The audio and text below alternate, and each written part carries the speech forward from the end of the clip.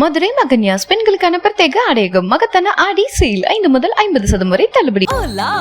Your train vacation to Europe starts from rupees 99,999 only.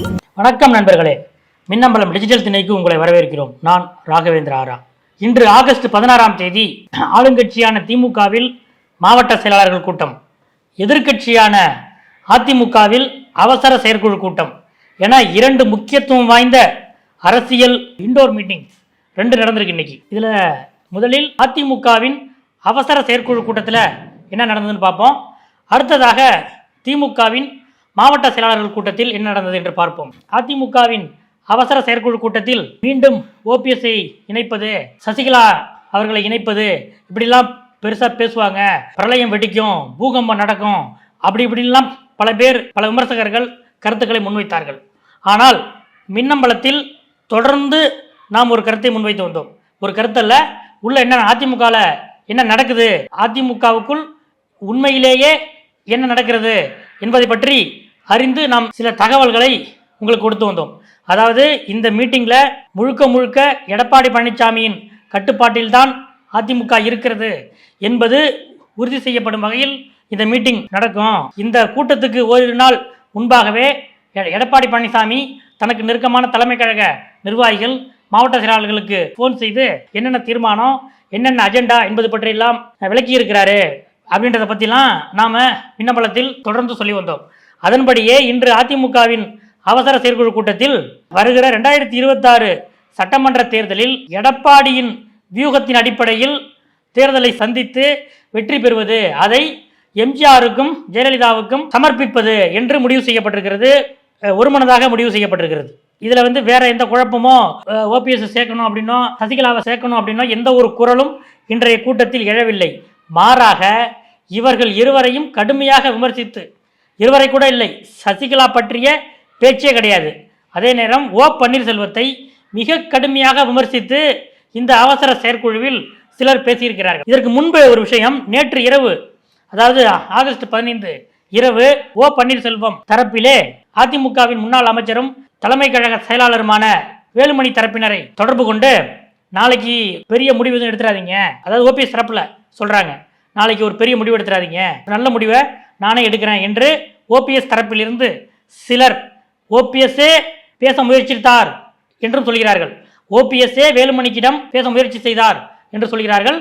அதே நேரம் OPS உடைய அருகிலே இருப்பவர்கள், வேலுமணிக்கு அருகிலே இருப்பவர்கள், எடப்பாடிக்கு அருகிலே இருப்பவர்களிடம் நேற்று இரவு வரை போராடி இருக்கிறார்கள். வேலுமணி தரப்பிலிருந்து என்ன சொல்லப்பட்டது என்றால், எந்த நிபந்தனையும் இல்லாமல் வருதுன்னா வாங்க, நாம் கூட இது பற்றி டிஜிட்டல் திணையில் ஏற்கனவே விவாதித்திருந்தோம். எந்த நிபந்தனையும் இல்லாமல் எடப்பாடியின் தலைமையை ஏற்றுக்கொண்டு வருவதுதான் உங்களுக்கு நாங்கள் வைக்கிற ஒரே நிபந்தனை என்று வேலுமணி தரப்பில் தன்னிடம் ஓபிஎஸ் தரப்பு பேசிய போது வைத்ததாக நாம் சொல்லியிருந்தோம்.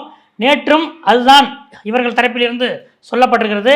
இன்னும் சொல்லப்போனால் ஓபிஎஸ்ஏ முயற்சித்தார் என்றும், ஆனால் வேலுமணியை அவரால் பிடிக்க முடியவில்லை என்று சொல்கிறார்கள்.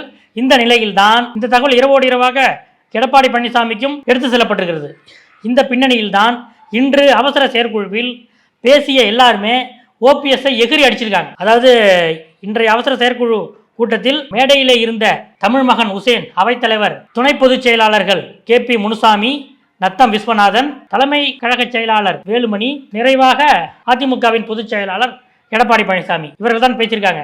இதில் கூட்டத்தை அவைத்தலைவர் தமிழ் மகன் உசேன் ஆரம்பித்து வைத்தார். அடுத்ததாக அதிமுகவின் பொருளாளர் திண்டுக்கல் சீனிவாசன் அவர் பேசும்போது, இங்கு வந்திருக்கிற அனைவருமே பொதுச் செயலாளர் எடப்பாடியாரின் தலைமையை ஏற்றுதான் வந்திருக்கோம், அவர் தலைமையை ஏற்றுக்கலைன்னா இங்கே இவ்வளோ பேர் வந்திருக்க மாட்டோம், அதனால இதை தாண்டி வேற எதுவும் பேச்சு கிடையாது. அங்கே 6 பேர் அவர் வீட்டில் போய் பேசினாங்க, அப்படி பேசினாங்க, இப்படி பேசினாங்க என்று ஊடகங்களிலெல்லாம் வந்தன. ஆனால் அந்த 6 பேரும் இங்கே தான் இருக்காங்க, இந்த அரங்கத்தில் தான் இருக்காங்க, நீங்களே அவங்கள்ட்ட கேளுங்க. திண்டுக்கல் சீனிவாசன் சொல்கிறார், மாவட்ட செயலாளர்லாம் நீங்கள் இருக்கீங்கல்ல, நீங்களே அவங்கள்ட்ட கேளுங்க என்ன நடந்தது அப்படின்னு அவங்களே சொல்லுவாங்க. அதனால இது அவர் வருவார், இவர் வருவார் என்றெல்லாம் எதுவுமே கிடையாது. 2026 சட்டமன்ற தேர்தலை நாம் எடப்பாடியின் தலைமையில் தான் சந்திக்கிறோம் என்று சொல்லிவிட்டு அவர் அமர்ந்தார். அடுத்ததாக நத்தம் விஸ்வநாதனும் இதே போன்ற துணியில் பேசினார். KP முனுசாமி பேச்சு தான் ரொம்ப ஹாட்டா இருந்ததுன்னு சொல்றாங்க, தீப்பொறி பறந்தது அப்படின்னு சொல்றாங்க. இங்கே எதிரே முதல் வரிசையிலே முன்னாள் அமைச்சர் அண்ணன் பொன்னையன் உட்கார்ந்துருக்காரு. அவர் வந்து எம்ஜிஆர் காலத்துல 3 துறைகளுக்கு அமைச்சராக இருந்தார், அம்மா காலத்திலையும் அமைச்சராக இருந்தார். இப்போ எடப்பாடி அவர்களுடைய தலைமையை ஏற்று இங்கே அமர்ந்திருக்கிறார். அதே போல அண்ணன் செங்கோட்டையன், அவர் எம்ஜிஆர் காலத்தில் எம்எல்ஏவாக இருந்தார், அம்மா காலத்தில் அமைச்சராக இருந்தார். அவர் இன்று எடப்பாடி பழனிசாமி அவருடைய தலைமையை ஏற்று இங்கே அமர்ந்திருக்கிறார். சீனியர்கள்னா இவங்க தான் சீனியர்கள். இவர்களே ஏற்றுக்கொண்டு விட்ட பிறகு ஓபிஎஸ் யாரு, அவர் ஏத்துக்கிட்டா என்ன, ஏத்துக்கலன்னா என்ன என்று கேள்வியை கேபி முனுசாமி வைத்துவிட்டு இன்னொரு விஷயம் என்ன சொன்னார்னா, ஓபிஎஸ் வந்து டிடிவி தினகரன் நாற்காலியில் அமர்ந்திருந்தால் ஓபிஎஸ் அருகிலே நிற்பார், அமர மாட்டார். அந்த அளவுக்கு அவர் டிடிவியோட ஒரு சிஷ்யன் மாதிரி இருந்தவர். அவரை வந்து ஏதோ தகவல் சொல்லி அம்மாவிடம் அப்போது ஒரு மாதிரியான தகவல்களை சொல்லி அவரை அப்போது சிஎம் ஆக்கிட்டாங்க. இந்த நிலையில் ஓபிஎஸ் எல்லாம் இவர்களோடு ஒப்பிடும்போது ஒரு ஆளே கிடையாது. அதனால அவரை பற்றி இனிமேலும் நாம் அலட்டிக்கொள்ள வேண்டிய எந்த தேவையும் இல்லை, நம்மளோட வேலையை பார்ப்போம் என்று கேபி முனுசாமி பேசியிருக்கிறார். இதற்கு பிறகு இந்த கூட்டத்தின் இறுதியிலே பேசிய அதிமுகவின் பொதுச் செயலாளர் எடப்பாடி பழனிசாமி அவர் ஆரம்பிக்கும் போது இது வந்து அவசர செயற்குழு, மிக குறுகிய கால அவகாசத்தில் தான் இந்த கூட்டத்தை ஏற்பாடு பண்ணோம், அதனால தலைமை கழக நிர்வாகிகள் மட்டும்தான் பேசுகிறோம் என்று சொல்லிவிட்டு என்னை வந்து 10 தோல்வி எடப்பாடி அப்படின்னு சொல்லி விமர்சிக்கிறாங்க. அதை நாம் உடைக்க வேண்டும். எப்படி உடைக்கணும்னா 2026 சட்டமன்ற தேர்தலில் நாம் வெற்றி பெற்று அதை உடைக்க வேண்டும். 2019 நாடாளுமன்ற தேர்தலில் நாம் அப்போது ஆளுங்கட்சியாக இருந்தோம். ஆனால் பாஜக, பாமக உள்ளிட்ட பெரிய கூட்டணி வைத்து நாம் அந்த தேர்தலில் தோற்று போனோம். ஆனால் 2024 நாடாளுமன்ற தேர்தலில் 2019 ஆளுங்கட்சியாக இருந்தபோது பெற்ற வாக்குகளை விட நாம் இப்போது பெற்றிருக்கிற வாக்குகள் அதிகம். அதனால நாம் எந்த விதத்திலும் குறைந்து விடவில்லை. 2026 சட்டமன்ற தேர்தலில் யார் வேட்பாளர், என்ன கூட்டணி என்பதையெல்லாம் விரைவில் நாம் பேசி முடிவு செய்வோம். 2026 சட்டமன்ற தேர்தலில் நாம் வெற்றி பெற்று ஆட்சி அமைப்பதுதான் இப்போது நம் முன்னால் இருக்கிற ஒரே பணி. அதற்காக நான் பல வியூகங்களை வச்சிருக்கேன். இந்த பிரசாந்த் கிஷோர் வந்தார்ல, அதே போல நமக்கும் சிலர் வர்றாங்க. அவங்களை வைத்து நாமும் சில வேலைகளை இப்போவே ஆரம்பிச்சிட்டோம். அதனால நீங்கள் வந்து மக்கள் பிரச்சனைகளை ஒவ்வொரு மாவட்டத்திலும் உங்களுடைய மாவட்டத்தில் இருக்கக்கூடிய மக்கள் பிரச்சனைகளை எடுத்து ஆர்ப்பாட்டங்களை அதிகமாக நடத்த வேண்டும். இன்னொன்று, பல்வேறு மாவட்டங்களில் ஒன்றிய செயலாளர்கள் வேலையே செய்கிறதில்ல அப்படின்னு எனக்கு ரிப்போர்ட் வந்திருக்கு. அவர்களை உடனடியாக மாவட்ட செயலாளர்கள் எச்சரித்து வேலை வாங்கணும். இல்லைன்னா அவர்கள் மிக விரைவில் நீக்கப்படுவார்கள். புதிய ஒன்றிய செயலாளர்களை நாம் நியமிப்போம். இளைஞர்களை அதிகமாக கட்சிக்கு கொண்டு வர வேண்டும் என்றெல்லாம் எடப்பாடி பழனிசாமி பேசியிருக்கிறார். இதுதான் அதிமுகவுடைய அவசர செயற்குழுவிலே நடந்தது. வேறு எந்த விஷயங்களும், வேறு எந்த இணைப்பு அப்படி இப்படி வேற எதுவுமே நடக்கவில்லை என்பதுதான் அதிமுகவுக்கு உள்ளே இருந்து நமக்கு கிடைக்கிற அப்டேட். அடுத்ததாக திராவிட முன்னேற்ற கழகத்தின் மாவட்ட செயலாளர்கள் கூட்டம், திமுகவின் முப்பெரும் விழா அடுத்த மாதம் நடைபெற இருக்கிறது. அது மட்டுமல்ல, இது திமுகவின் 75வது ஆண்டு விழா. அதனால முப்பெரும் விழாவை ரொம்ப விமர்சையாக நடத்த வேண்டும் என்ற அடிப்படையில் இந்த கூட்டம் கூட்டப்பட்டது. அதற்கான அறிவிப்பிலே கூட இந்த கூட்டத்துக்கான பொருள் முப்பெரும் விழா என்று தான் சொல்லப்பட்டது. ஆனால் முப்பெரும் விழாவை பற்றி பெரிய அளவு எந்த விதமான விவாதங்களும் இந்த கூட்டத்தில் நடைபெறவில்லை என்று சொல்கிறார்கள். ஏனென்றால் முப்பெரும் விழா திமுகவின் தலைமை கழகம் நடத்துகிற ஒரே விழா அதுதான். அதனால முழுக்க முழுக்க தலைமையோட முடிவு, என்னென்ன ஏற்பாடுகள் அப்படிங்கிறத விரைவில் சென்னை என்று மட்டும் அறிவித்திருக்கிறாங்க.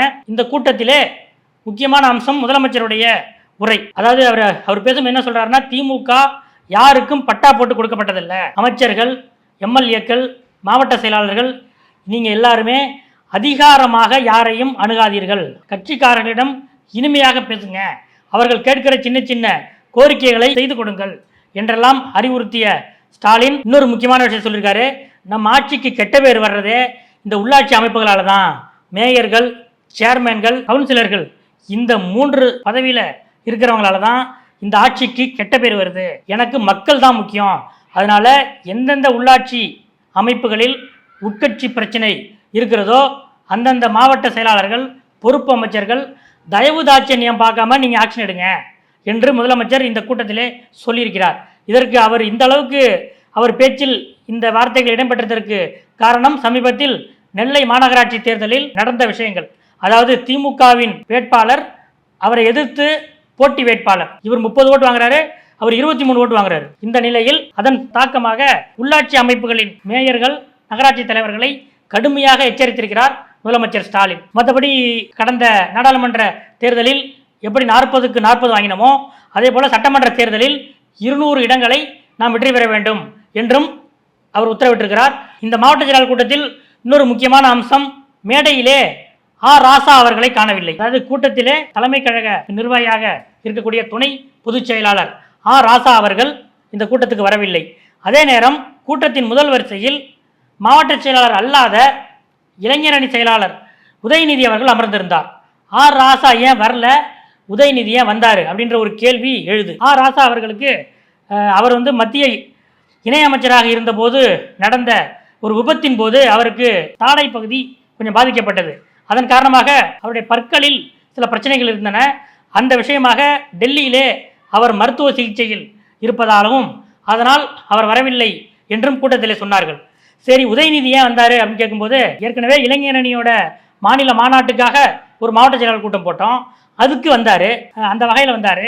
ஆனால் இப்போது அவர் எதுக்கு வந்திருக்காருன்னு கேட்டால், அவர் நாடாளுமன்ற தேர்தலுக்கான அந்த ஒருங்கிணைப்பு குழுவில் இடம்பெற்றிருப்பதால் மாவட்ட செயலாளர்கள் கூட்டம் நடக்கும்போது சட்டமன்ற தேர்தலுக்கான அந்த ஒருங்கிணைப்பு குழுவில் அவர் இருப்பதால் அவர் வந்திருக்கிறார் என்று சொல்கிறார்கள். இதுதான் திமுக மாவட்ட செயலாளர்கள் கூட்டத்திலே நடந்த முக்கியமான விஷயங்கள். அடுத்தடுத்த அரசியல் அப்டேட்டுகளை அறிய தொடர்ந்து காத்திருங்கள். நன்றி. மதுரை மகன்யாஸ் பெண்களுக்கான பிரத்யேக ஆடையகம் மகத்தான ஆடி சேல் 5 முதல் 50% வரை தள்ளுபடி. Hola!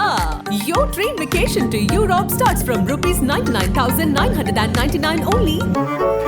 மின்னம்பலம்.com தமிழின் முதல் மொபைல் பத்திரிகை.